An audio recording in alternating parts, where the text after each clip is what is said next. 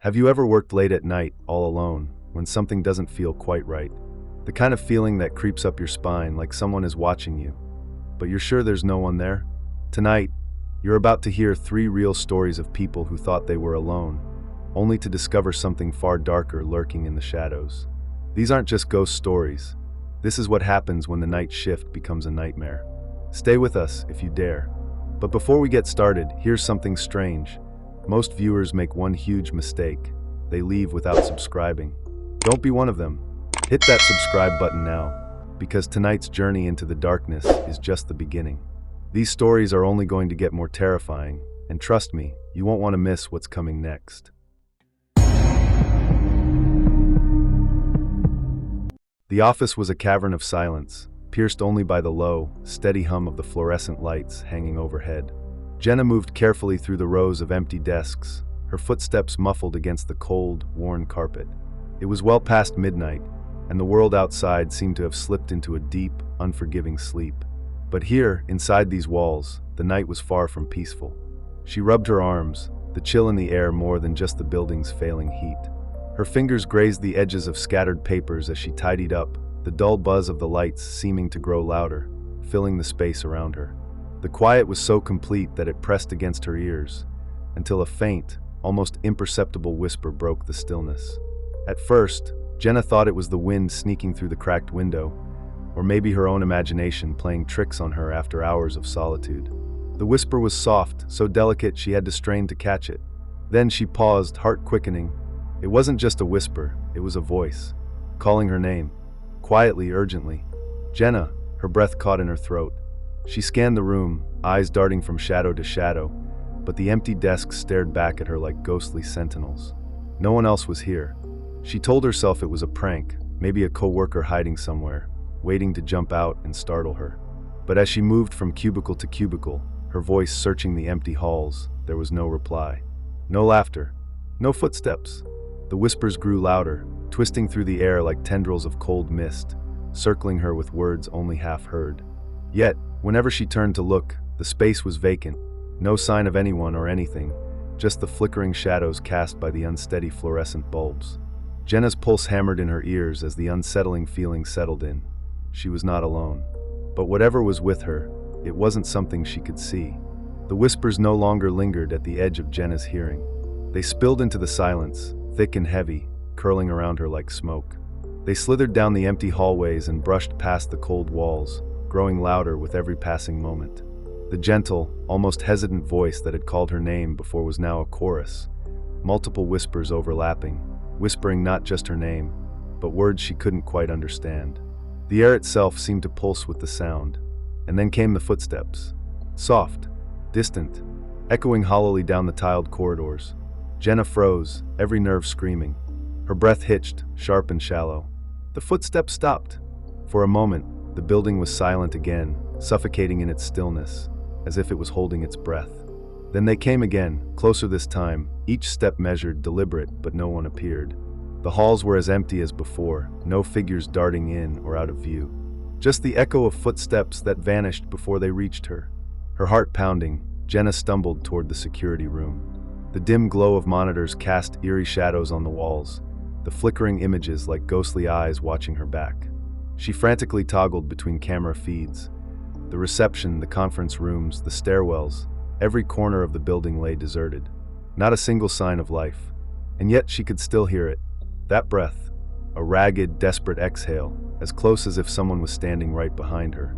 Jenna spun around with a strangled cry, eyes wild, but the space was empty. The cold weight of nothingness pressed against her back. The air where the breath had been was stale, untouched. Her skin prickled, goosebumps spreading down her arms. She tried to steady her shaking hands, pulling out her phone to call for help. But the screen remained dark. No signal, no calls, no messages, nothing.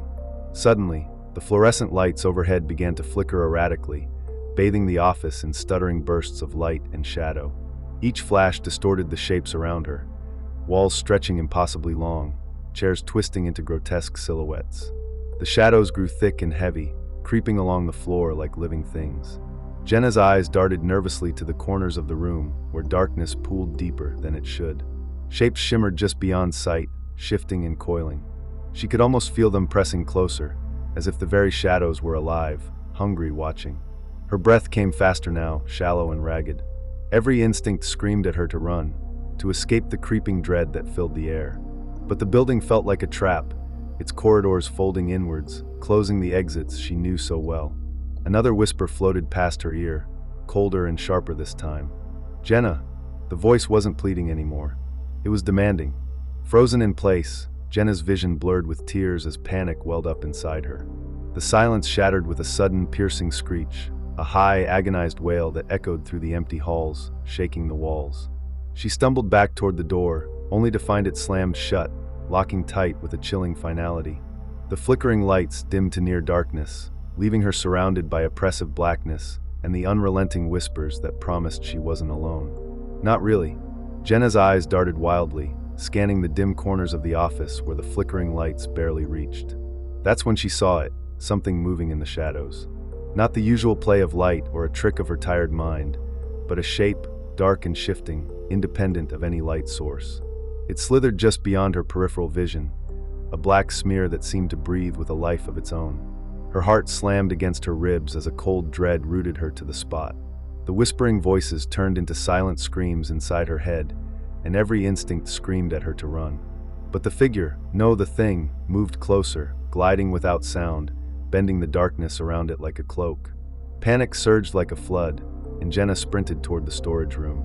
The door was cold and unforgiving as she slammed it shut behind her, fumbling for the lock. Her hands shook uncontrollably, the key rattling against the metal as she secured herself inside. The faint hum of the building seemed miles away now, replaced by an oppressive silence. But silence was a lie. From somewhere just beyond the thin walls, the shadows stirred. Soft, deliberate movements, like something pacing or watching. Jenna pressed herself against the cold wall, eyes wide in the dim emergency light. Her breath came in ragged gasps, each inhale colder than the last. Then a slow creak echoed through the room, wood shifting, or maybe something else entirely. The air thickened, heavy and suffocating. Outside the storage door, the shadows seemed to writhe, stretching longer and darker, pooling into shapes too vague to describe but too menacing to ignore. Jenna's fingers curled into fists as the tension crushed her chest. She knew she couldn't stay hidden forever. But for now, she waited. Every second stretched endlessly, filled with the terrible promise of what lurked just beyond the walls, watching, waiting. When the morning shift workers finally arrived, they found Jenna trembling in the storage room, her eyes wild, her voice trembling as she recounted the horrors she had faced. The whispers, the footsteps, the breath behind her, the flickering shadows that moved of their own accord. But the real terror revealed itself in the security footage. The video showed the entire night, every corridor, and every room Jenna had walked through. It revealed one impossible truth: the building was utterly empty. Not a single other person stepped foot inside during her shift. Jenna had truly been alone. And yet, in every frame where Jenna appeared, a dark, formless shadow loomed silently behind her, never moving, never making a sound, but always there. Watching. No one could explain it. No one wanted to believe it. The shadow never stepped forward. It never made a noise. But the moment Jenna turned around, it was gone, vanishing into the empty air, as if it was never there at all. Whatever haunted those halls didn't need to be seen to be terrifying. It was always watching, always waiting. The office was swallowed by darkness as the night deepened. James sat alone at his desk, the glow from his computer screen the only light cutting through the thick silence. Outside, the city's pulse had slowed to a distant heartbeat, but inside the sterile tech company, time felt frozen, stretched thin by the weight of isolation. The hum of machines and the faint flicker of monitors were the only companions for this graveyard shift. Hours of coding had turned his eyes heavy and his thoughts sluggish. The walls, lined with glass and metal, felt like they were closing in, an invisible pressure squeezing the air from the room. James rubbed his temples, trying to shake off the exhaustion, and reached for his coffee cup, now cold and bitter. Then faintly he heard it, the gentle tapping of keys. At first, he thought it was his own fingers dancing clumsily over the keyboard. But as he looked up, the tapping continued, soft, deliberate, and coming from his computer itself. The keys clicked in a slow, steady rhythm. A glitch, he told himself, a software hiccup. Probably a stuck key, or an errant program running in the background. James sighed and turned back to his screen, forcing his mind to focus. But the tapping persisted, unnerving in its mechanical precision. The oppressive silence of the empty office pressed in around him, and for a moment, a cold shiver traced his spine. Yet, he told himself it was nothing. Just a glitch. Just the night playing tricks. The tapping soon morphed from random clicks to something far more purposeful. A full-blown rhythm, deliberate and unmistakable. James froze, staring as the keyboard seemed to come alive, fingers typing in a code he didn't recognize. Lines of cryptic characters spilled across the screen, scrolling faster than he could follow. He reached out to shut down the system, but the power button refused to respond. The monitor flickered, refusing to turn off. Panic prickled at the edges of his mind. Then, without warning, a new file appeared on the desktop, blinking insistently. The title, Help_me. His pulse quickened. Hesitating, James double-clicked the file. The screen filled with a message typed out in jagged letters. Look behind you. A cold wave washed over him. James slowly turned his head, heart hammering in his chest, but the office remained bathed in shadows. Nothing stirred. The room was empty. The silence was suffocating. And yet, the tapping on the keyboard continued, louder now, like a frantic heartbeat echoing through the stillness. Something was in the room with him. Something watching, something waiting. The message burned in James's mind as he slowly twisted in his chair, eyes wide and desperate. Look behind you. His heart pounded so hard, he feared it might burst from his chest. But when he turned, the room remained cloaked in darkness, illuminated only by the cold, flickering glow of his monitor. Shadows swallowed the corners of the office, and the silence pressed in so thick it felt like the walls themselves were closing around him. Yet the tapping did not stop. It grew louder, more frantic, more insistent, as if the very keys beneath his fingers were being hammered by an unseen force. His breath hitched, cold sweat tracing down his back. The chair beneath him suddenly began to move, rolling backward slowly, eerily without anyone touching it. James lurched forward, trying to grab it, but it slipped through his fingers as if pulled by invisible hands. Panic clawed at his throat.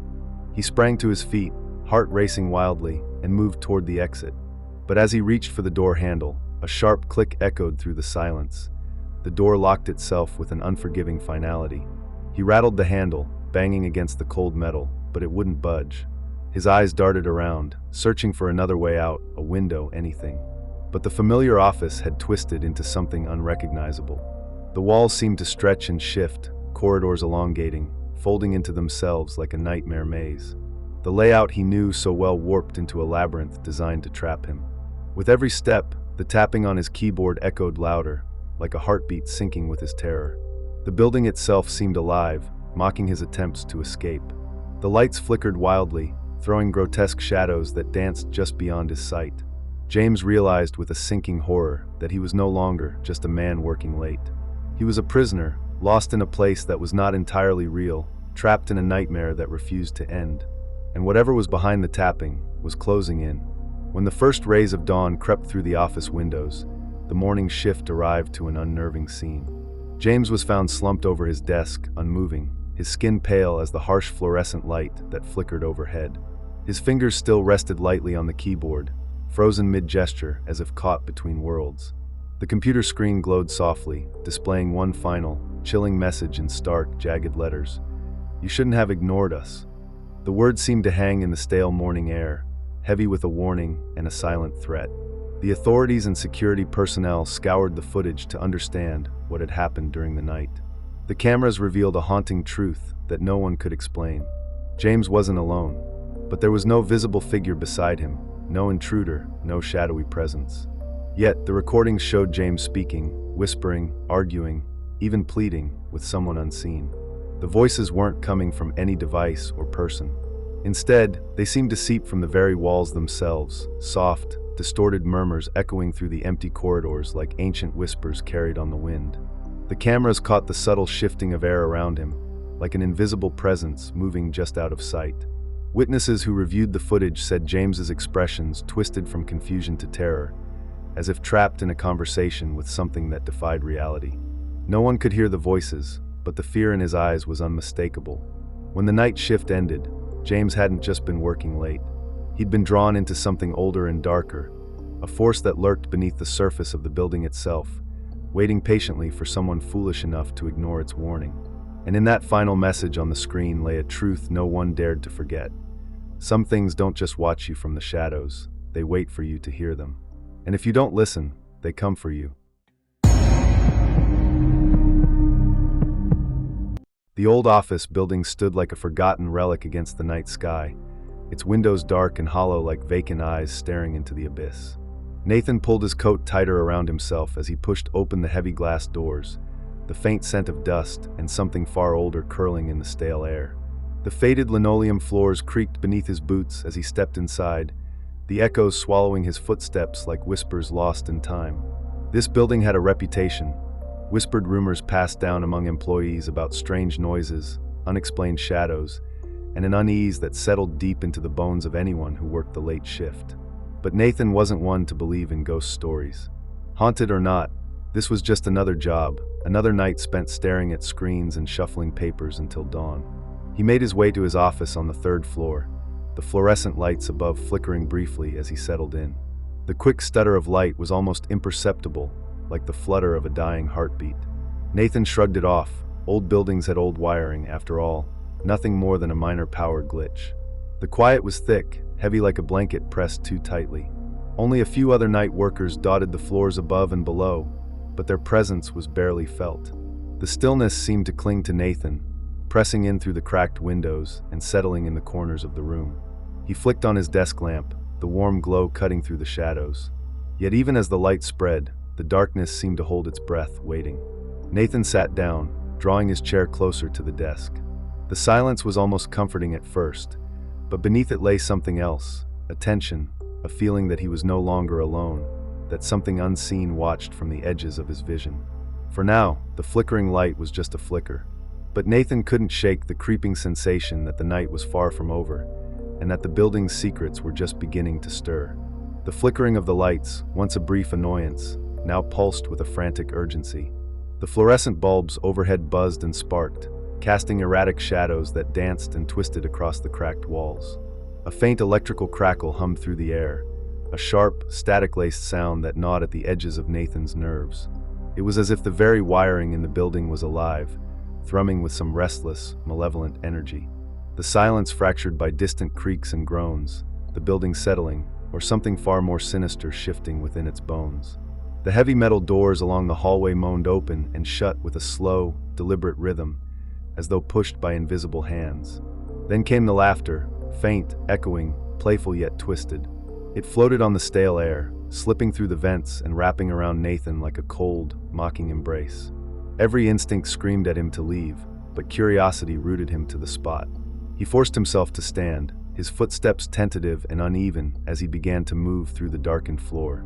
Each step was swallowed by the thick silence, broken only by the irregular flicker of dying lights. The deeper he ventured, the more oppressive the atmosphere became, as if the shadows themselves were watching, waiting. Descending the stairs to the basement, Nathan felt the temperature drop sharply.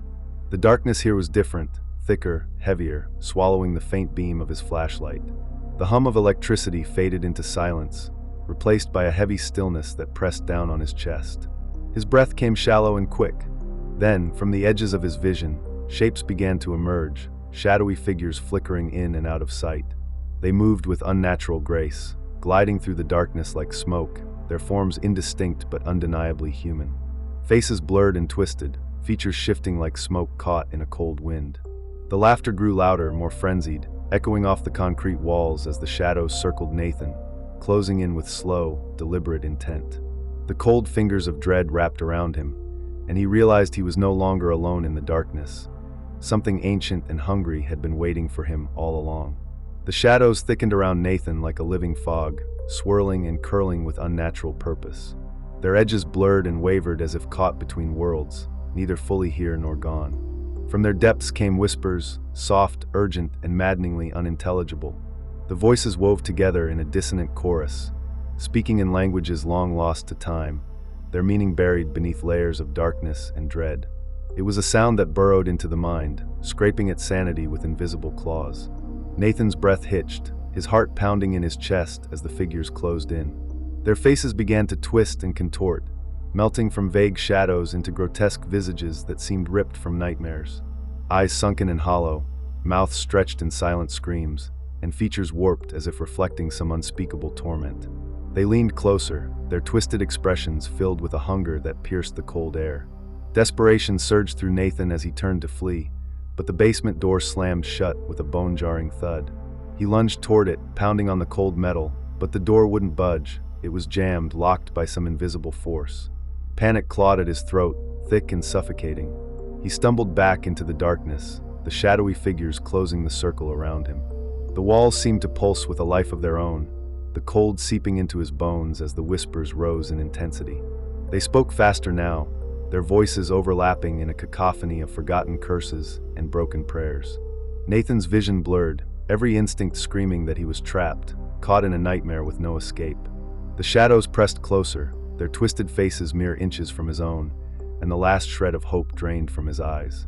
In that suffocating darkness, surrounded by things no human was meant to see, Nathan was lost.